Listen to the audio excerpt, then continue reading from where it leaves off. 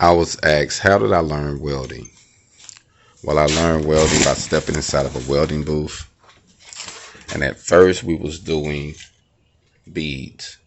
I had to start off using a 6011 rod to get familiar with that rod in all positions, in the flat, horizontal, vertical, and overhead.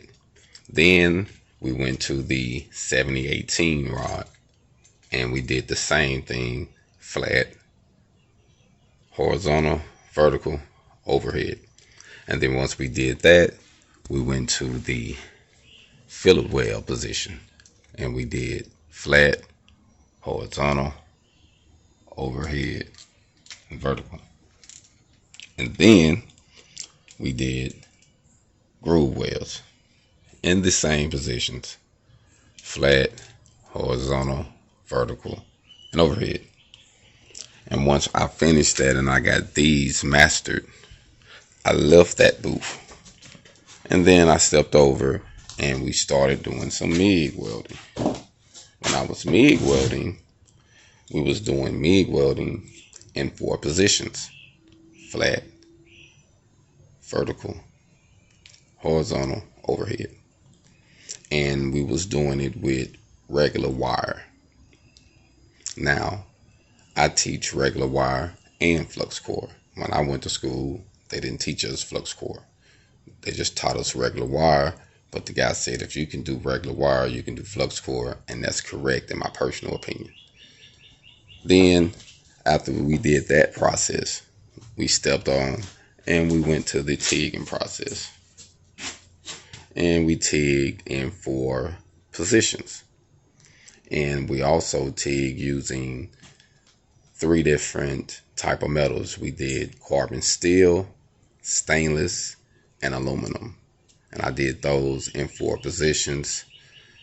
And I also did them just running beads and also doing fillet welds and groove welds. That's how I learned. That's how I became a combination welder. And I did learn from a Lincoln machine. So it's ironic years later that I would actually have a Lincoln machine. And this is actually a new one that I actually got. I like this one. It's a multi-processor and it's only 120 volts, 110 volts. You can actually plug it in and use it. It got like a 20% duty cycle, works very well. Accurate, you can weld up to 5/16 metal with flux core. You can actually weld a 3/32 rod good with this machine. I have did it with 7018, worked great bead with it. So this is a great universal machine, but sometimes people ask me, do you have to go real expensive to start, or can you start small? You can start whatever your budget is. This is just what I like. This is what I got now. But I started with different processes, so it don't matter how you start. It's about that education, learning everything in every position. So that's the goal.